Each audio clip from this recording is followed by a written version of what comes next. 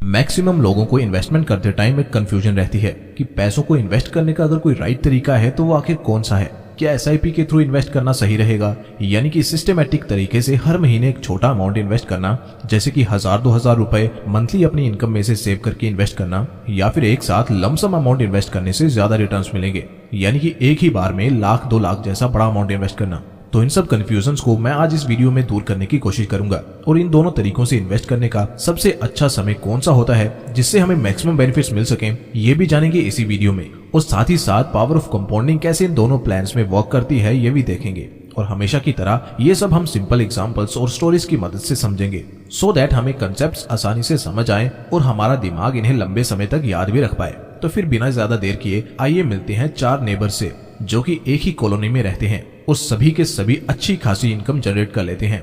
Story को और interesting बनाने के लिए और रेफरेंस देने के लिए चारों को कुछ नाम दे देते हैं। तो पहले नेबर का नाम है रोहन, जो कि एक एमएनसी में एक सेल्स मैनेजर की जॉब करता है जिसकी मंथली सैलरी है 40,000 रुपए। दूसरा पड़ोसी है समीर, जो कि एक गवर्नमेंट एम्प्लॉय है और इसी वीडियो में ये रिटायर भी होने वाला है। तीसरा है राकेश, जो कि एक प्राइवेट बैंक में एक बैंकर की जॉब करता है, जो कि सैलरी प्लस इंसेंटिव मिला के महीने का 30,000 तक कमा लेता है। चौथा पड़ोसी है सुनील, जो कि एक इन्वेस्टमेंट फर्म में एक एनालिस्ट की जॉब करता है और इन सबसे ज्यादा कमाता है और इन्वेस्टमेंट का भी सबसे ज्यादा नॉलेज इसे ही है। महीने का 1 लाख तक सुनील आराम से पहुंच जाता है। तो अब हम इन्हीं चारों दोस्तों की मदद से 4 डिफरेंट वेज ऑफ इन्वेस्टमेंट को समझेंगे और देखेंगे कि चारों में से बेस्ट वे कौन सा है। तो शुरू करते हैं पहले नेबर यानी रोहन से, जो कि सेल्स मैनेजर है एक प्राइवेट कंपनी में। जैसे कि आप जानते हो कि एक प्राइवेट जॉब में काम करना कैसा होता है और कितना कम समय होता है जॉब के अलावा एक्स्ट्रा एक्टिविटीज में इन्वॉल्व होना एक एम्प्लॉय के लिए। तो इसी कम समय और हेक्टिक शेड्यूल के चलते रोहन इन्वेस्ट करने का सबसे इजी तरीका चुनता है और वो चूज करता है इन्वेस्टमेंट इन इंडेक्स फंड, वो भी थ्रू एसआईपीज। रोहन एक ऑनलाइन इन्वेस्टमेंट प्लेटफॉर्म पे रजिस्टर करता है और एसआईपी के लिए 5,000 का मंथली अमाउंट सेट कर लेता है, जो कि ऑटोमेटिकली हर महीने की 3 तारीख को उसके लिंक्ड अकाउंट से कट जाएगा। वैसे 3 तारीख भी उसने खुद ही चूज करी है, आप अपने कंफर्ट के हिसाब से कोई भी डेट रख सकते हो। वैसे कई सारे लोगों को ये कंफ्यूजन रहती है कि अगर मेरे पास कल को एसआईपी कंटिन्यू करने के लिए पैसे नहीं होंगे तो क्या होगा, क्या मैं जो पहले से पैसे इन्वेस्ट कर चुका हूँ वो मुझे वापस मिलेंगे भी या फिर नहीं। तो इन सब सवालों का जवाब है कि एसआईपी को कब कंटिन्यू करना है या कब छोड़ना है, ये सारे डिसीजन आपके हैं। आपके इन डिसीजन पे किसी तरह का कोई बैरियर नहीं है। अगर आपकी एसआईपी छूट जाती है तो जो अमाउंट पहले से आप एसआईपी के थ्रू इन्वेस्ट कर चुके हो उस पे आपको रिटर्न्स मिलता रहेगा और वो हमेशा से आपका था और आपका ही रहेगा हमेशा, और इस पे जनरेट होने वाले प्रॉफिट्स पे भी आपका ही हक है। So stay calm. वैसे अब आप कहोगे कि ठीक है ये सब बातें तो हमें समझ आ गई, लेकिन ये भी तो बताओ कि रोहन को एसआईपी करने का क्या फायदा हुआ और हुआ तो कितना हुआ। तो दोस्तों ये सब हम डिस्कस करेंगे, लेकिन अभी नहीं। पहले समीर, राकेश और सुनील इन तीनों की इन्वेस्टमेंट स्ट्रेटेजी को भी देखेंगे, फिर कंक्लूड करेंगे कि किसकी स्ट्रेटेजी ज्यादा अच्छी रही। तो चलते हैं फिर समीर के पास और देखते हैं कि समीर आखिर क्या कर रहा है। तो दोस्तों समीर है गवर्नमेंट एम्प्लॉय जो कि अभी अभी अपनी जॉब से रिटायर हुआ है और उसे पीएफ और सर्विस ग्रेट्युटी से मिले हैं 10 लाख रुपए, जिसे कि समीर ने इन्वेस्ट करने का प्लान किया है अगले 10 सालों के लिए। काफी रिसर्च और प्लानिंग के बाद समीर ने भी डिसाइड किया कि वो भी इंडेक्स फंड में अपने इस 10 लाख के अमाउंट को इन्वेस्ट करेगा। समीर ज्यादा देर ना करते हुए एक ऑनलाइन ब्रोकर से एक डीमैट अकाउंट ओपन करवाता है और अपने 10 लाख रुपयों को इन्वेस्ट कर देता है। वैसे अगर आप भी सिक्योरिटी जैसे कि स्टॉक्स, बॉन्ड्स या म्यूचुअल फंड्स में इन्वेस्ट करना चाहते हो तो आप भी फ्री में एक डीमैट अकाउंट ओपन कर सकते हो, वो भी एकदम बेसिक फॉर्मेलिटीज पूरी करने पे। और ऐसा आप कर पाओगे एंजल वन जैसे डिस्काउंट ब्रोकर के साथ, जिनके फ्री डीमैट अकाउंट ओपनिंग का लिंक मैं डिस्क्रिप्शन में दे दूंगा। आप इसे चेकआउट कर सकते हैं और इनकी सर्विसेज का लुत्फ उठा सकते हैं। लेकिन ये सब आप बाद में करना, पहले समीर की स्टोरी को कंप्लीट कर लेते हैं। तो समीर जब इन्वेस्ट करता है वो टाइम होता है ईयर 2007 का। इस ईयर को याद रखिएगा क्योंकि आगे जाके इस पे हम बात करने वाले हैं। तो अब उसकी इन्वेस्टमेंट के साथ क्या हुआ होगा ये भी हम आगे देखेंगे। अभी के लिए तीसरे पड़ोसी राकेश की इन्वेस्टमेंट स्ट्रेटजी के बारे में जान लेते हैं। राकेश एक बैंकर है और वो स्टॉक मार्केट की थोड़ी बहुत जानकारी भी रखता है। राकेश डिसाइड करता है कि वो इंडिविजुअल स्टॉक्स में खुद से इन्वेस्ट करेगा based on his own analysis. Rakesh कुछ नामी स्टॉक्स को शॉर्टलिस्ट करता है और उनकी परफॉर्मेंस पे नजर रखना चालू कर देता है। वैसे मैं बिजनेस परफॉर्मेंस की बात कर रहा हूँ, ना कि स्टॉक प्राइस की परफॉर्मेंस की, और ये मैं आपको इसलिए बता रहा हूँ ताकि आप मिसलीड ना हो जाए। तो राकेश अपने सभी शॉर्टलिस्ट किए स्टॉक्स में हर क्वार्टर रिजल्ट्स अनाउंस होने के बाद 15,000 रुपए इन्वेस्ट करता है और ऐसा वो इसलिए करता है ताकि वो कॉन्फिडेंट हो सके कि उसकी शॉर्टलिस्ट करी कंपनीज अच्छे रिजल्ट्स डिलीवर कर रही हैं और अच्छे से बिजनेस कर रही हैं। और ऐसा भी कई सारे इन्वेस्टर करते हैं। वैसे इसे एसआईपी तो नहीं कहा जा सकता, लेकिन यह है कुछ एसआईपी की तरह ही। और एज लॉन्ग एज राकेश की शॉर्टलिस्ट करी कंपनीज अच्छा परफॉर्म कर रही हैं बिजनेस टर्म में, फिर उसे फर्क नहीं पड़ता कि शेयर्स डाउन है या फिर अप, वो हर तरह के मार्केट सिनेरियो में इन्वेस्ट करता रहता है। अब राकेश का पोर्टफोलियो भी कैसा परफॉर्म करेगा ये भी हम आगे ही देखेंगे। अब बारी आती है लास्ट नेबर यानी कि सुनील की, जो कि है एक एनालिस्ट एक वेल नोन इन्वेस्टमेंट फर्म में। सुनील को स्टॉक मार्केट की एक गहरी नॉलेज है और सुनील एक्टिवली स्टॉक्स में इन्वेस्ट करता है। उसके पास एक बड़ी कैपिटल है और इसी कैपिटल का यूज वो कंपनीज में ट्रेड और इन्वेस्ट करने के लिए करता है। सुनील जब भी किसी कंपनी में इन्वेस्ट करता है तो वो एक बड़ा अमाउंट इन्वेस्ट करता है, जैसे कि 10 लाख रुपए किसी कंपनी में इन्वेस्ट कर दिए। इन शॉर्ट सुनील पहले कंपनीज के बिजनेस को एनालाइज करता है, फिर जो भी कंपनी उसे अच्छी लगती है उसमें सीधा एक ठीक ठाक क्वांटिटी शेयर्स उठा लेता है और फिर लॉन्ग टर्म के लिए उन्हें होल्ड करता है। और उसके पोर्टफोलियो में मैक्सिमम मिड कैप या स्मॉल कैप कंपनीज होती हैं। वैसे जो लोग नहीं जानते तो मिड कैप या small cap companies medium size या स्मॉल साइज कंपनीज को कहते हैं। मिड कैप वो कंपनीज होती हैं जिनकी मार्केट कैपिटलाइजेशन 20,000 करोड़ से कम की होती है और स्मॉल कैप कंपनीज वो होती हैं जिनकी मार्केट कैप 1,000 करोड़ से कम की होती है। तो दोस्तों अब हमने चारों नेबर्स की इन्वेस्टमेंट स्ट्रेटेजी देख ली। अब हम ये देखेंगे कि अगर सबसे बेस्ट स्ट्रेटेजी कोई है तो वो कौन सी है। तो इसके लिए हमें फिर से फर्स्ट नेबर यानी कि रोहन के पास चलना होगा और देखना होगा कि उसकी स्ट्रेटेजी कैसे प्ले आउट हुई है, जो कि थी SIP इन इंडेक्स फंड्स। तो दोस्तों ये देखो, यह निफ्टी 50 का चार्ट पिछले 10 सालों का। हम यही मान के चलेंगे कि रोहन पिछले 10 सालों से इन्वेस्ट कर रहा है। तो क्योंकि रोहन SIP कर रहा था इसलिए उसने हर तरह की मार्केट कंडीशन में इन्वेस्ट किया होगा, जैसे कि इन सभी हाईज में और इन सभी लोज में भी, जिस कारण उसके फंड की NAV कभी तो हाई रही होगी लेकिन कभी लो भी रही होगी।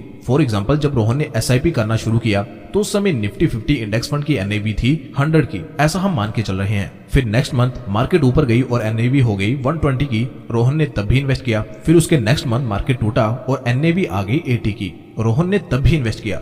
ऐसा करने से रोहन की इन्वेस्टमेंट एवरेज हो जाती है और उसे अच्छे रिटर्न मिलते हैं। रोहन ने मंथली 5000 की SIP शुरू करी थी ईयर 2012 में और ईयर 2022 तक उसने टोटल इन्वेस्ट कर लिए हैं 6 लाख रुपए और रोहन को इन 6 लाख पे प्रॉफिट हुआ है 5,57,644 रुपए का, जो कि 12.78% की एनुअलाइज्ड रिटर्न का नतीजा है। और ये रिटर्न्स FD, गोल्ड या PPS से ऑलमोस्ट डबल हैं।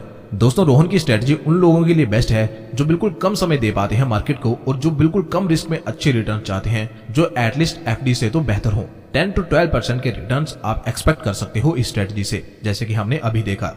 अब नेक्स्ट है समीर की इन्वेस्टमेंट स्ट्रेटजी, जिसने की लमसम अमाउंट इन्वेस्ट किया था ईयर 2007 में। समीर ने अपने रिटायरमेंट से मिले 10 लाख रुपयों को इन्वेस्ट किया था इंडेक्स फंड में और जैसे ही उसने इन्वेस्ट किया उसके 1 साल बाद ही यानी कि 2008 में रिसेशन आ गया था और ये रिसेशन ऑलमोस्ट 18 महीनों के लिए चला था और इतने महीनों तक समीर पेशेंस नहीं रख पाया बिकॉज वो एक बिगनर था। हैंस उसने अपनी पोजीशन सिक्योर ऑफ कर दी और अपना लॉस करवाया। उसकी कैपिटल आधे से भी कम रह गई, जबकि अगर वो सब्र करता और इंडिया की इकोनॉमी की ग्रोथ में ट्रस्ट रखता तो आप खुद ही देख लो कि 2007 से 2022 तक निफ्टी इंडेक्स फंड प्लान ने इन सालों में 9.29% के रिटर्न्स दिए हैं, जो कि इतने रिटर्न्स हैं कि समीर की कैपिटल इनसे ग्रो होके लगभग 38 लाख की हो जाती, यानी कि 3.8 गुना हो जाती, वो भी सिर्फ 15 सालों में। तो दोस्तों समीर की स्टोरी से हमें 2 लर्निंग्स मिलती हैं। नंबर 1 की लमसम अमाउंट इन्वेस्ट करने के लिए हमें मार्केट वैल्यूएशन देखना पड़ेगा ताकि हम ओवर प्राइस मार्केट में इन्वेस्ट ना कर दें और फिर पैनिक में आके इन्वेस्टमेंट सेल कर दें। मार्केट ओवर प्राइस्ड है या अंडर प्राइस्ड वो मैंने इसी चैनल पर एक सेपरेट वीडियो में समझाया है, जिसका लिंक मैं आपको ऊपर आई बटन में दे दूंगा। सेकंड लर्निंग है कि अगर हमने ओवर प्राइस्ड मार्केट में इन्वेस्ट कर भी लिया है और उसके बाद मार्केट में क्रैश आ जाता है तो हमें अपनी कन्विक्शन को स्ट्रॉन्ग रखना होगा, बिकॉज हम इंडेक्स फंड में इन्वेस्ट कर रहे हैं, यानी कि डायरेक्टली इनडायरेक्टली इंडिया की इकोनॉमी में इन्वेस्ट कर रहे हैं। तो हमें इस बात की पूरी कन्विक्शन होनी चाहिए कि देश अच्छा करेगा और टेम्परेरी अप्स एंड डाउन्स की इतनी फिक्र हमें नहीं करनी चाहिए। ये investment style first investment style से थोड़ा ज्यादा टफ है बिकॉज ये हमें मेंटल ट्रॉमा दे सकता है, सो इन्वेस्ट अकॉर्डिंगली। वैसे सेफ्टी इसमें भी सेम है क्योंकि है तो ये भी इंडेक्स फंड इन्वेस्टमेंट ही।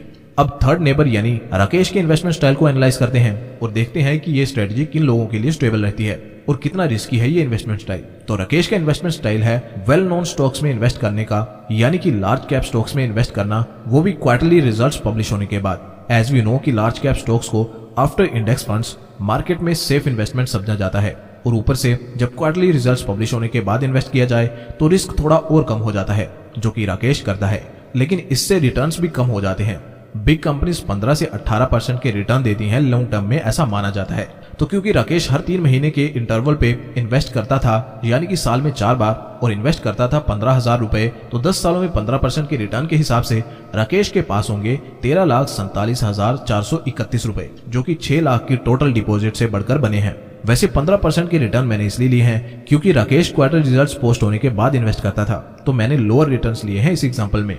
राकेश की इन्वेस्टमेंट स्ट्रेटजी में पहली 2 स्ट्रेटजी से ज्यादा रिस्क है और ज्यादा रिटर्न्स भी हैं। साथ ही इस स्ट्रेटजी में थोड़ी मेहनत ज्यादा है। आपको एक्टिवली कंपनीज की क्वार्टरली परफॉर्मेंस को एनालाइज करना पड़ता है। अब फोर्थ और फाइनल इन्वेस्टमेंट स्टाइल है सुनील का इन्वेस्टमेंट स्टाइल, जो कि है एक्टिवली मिड कैप और स्मॉल कैप स्टॉक्स को एनालाइज करना और उनमें एक बिग चंक इन्वेस्ट करना। सुनील कंपनीज का डीप फंडामेंटल एनालिसिस करता है, घंटों घंटों एनुअल रिपोर्ट्स पढ़ता है, बैलेंस शीट्स को समझता है और तब किसी कंपनी को शॉर्टलिस्ट करता है। समीर इन 3 चीजों का खास ध्यान रखता है। नंबर 1, समीर कंपनी के बिजनेस को समझता है कि आखिर कंपनी करती क्या है, उसके प्रोडक्ट्स क्या हैं और क्या उसकी मार्केट है, एटसेट्रा, यानी कि क्वालिटेटिव एनालिसिस करता है। सेकेंडली, समीर जिन कंपनीज को एनालाइज करता है उसकी मैनेजमेंट सबसे पहले तो ऑनेस्ट होनी चाहिए, साथ में कैपेबल होनी चाहिए, यानी कि मैनेजमेंट एनालिसिस करता है। लास्टली, वो नंबर्स भी देखता है, जैसे कि वैल्यूएशन, पीई और प्रॉफिट लॉस एटसेट्रा देखता है। इस सब के बाद वो किसी कंपनी में इन्वेस्ट करता है और एक बड़ा अमाउंट इन्वेस्ट करता है लॉन्ग टर्म के लिए। उसने कई सारे मल्टीबैगर स्टॉक्स ढूंढे हैं अपने करियर में और इसकी capital year on year increase होती ही जा रही है। वो 25 to 30% के CAGR रिटर्न्स अपनी इन्वेस्टमेंट पे जनरेट कर पा रहा है, जो कि इतने रिटर्न्स हैं कि अगर कोई एक बार बस 10 लाख रुपयों को 25 से 30 सालों तक इन्वेस्ट कर दे और इन्वेस्टेड रहने दे तो उसकी नेटवर्थ 100 करोड़ रुपए से भी ज्यादा की हो सकती है। लेकिन इस स्ट्रेटजी में जितने हाई रिटर्न्स हैं उतना ही हाई रिस्क भी है। वो इन्वेस्टर जिसके पास कंपनीज को एनालाइज करने का समय है वो इस स्ट्रेटजी का यूज कर सकते हैं, लेकिन उन्हें काफी कुछ सीखने की जरूरत होगी। इन्वेस्टमेंट से रिलेटेड बुक्स पढ़नी होंगी और इन्वेस्टमेंट सीखनी होगी, जो कि आप इस चैनल पर सीख सकते हो। आपको बस चैनल को सब्सक्राइब करना है and you are all set. तो दोस्तों, अब एक बार जल्दी से चारों स्ट्रेटजीज के मेरिट्स और डिमेरिट्स को जान लेते हैं। फर्स्ट है SIP इन इंडेक्स फंड्स। इसे कोई भी कर सकता है जिसके पास मार्केट का बहुत कम नॉलेज भी है और टाइम भी उतना नहीं है। ये चारों में से सबसे कम रिस्की है, येट FD, गोल्ड और PPF से बेटर रिटर्न दे सकती है। सेकंड है लंप सम इन इंडेक्स फंड्स। इस स्ट्रेटजी का यूज वही करें जो प्रेशर हैंडल कर सकते हो और पेशेंस रख सके एडवर्स कंडीशन में। थर्ड है SIP इन इंडिविजुअल स्टॉक्स। इस स्ट्रेटजी में रिस्क पहली 2 स्ट्रेटजी से ज्यादा है, लेकिन रिटर्न्स भी ज्यादा हैं। इसमें आपको थोड़ा समय देना ही होगा मार्केट को एटलीस्ट, और थोड़ा बहुत फंडामेंटल एनालिसिस भी आना जरूरी है। फाइनल है lump sum in small and mid cap stocks. इस स्ट्रेटजी में हाईएस्ट रिटर्न्स है और ये आपको मल्टी मिलियनर बना सकती है, लेकिन इसके लिए डीप फंडामेंटल एनालिसिस रिक्वायर्ड है और आपका रिस्क एपेटाइट भी अच्छा होना जरूरी है। So that's it for today दोस्तों। होप आप इस वीडियो से कुछ नया सीखे हो और स्टॉक मार्केट के बारे में आपकी अंडरस्टैंडिंग बढ़ी है। अगर दोस्तों आप हमारा कंटेंट पसंद कर रहे हो तो प्लीज वीडियो को लाइक करो और चैनल को सब्सक्राइब करो।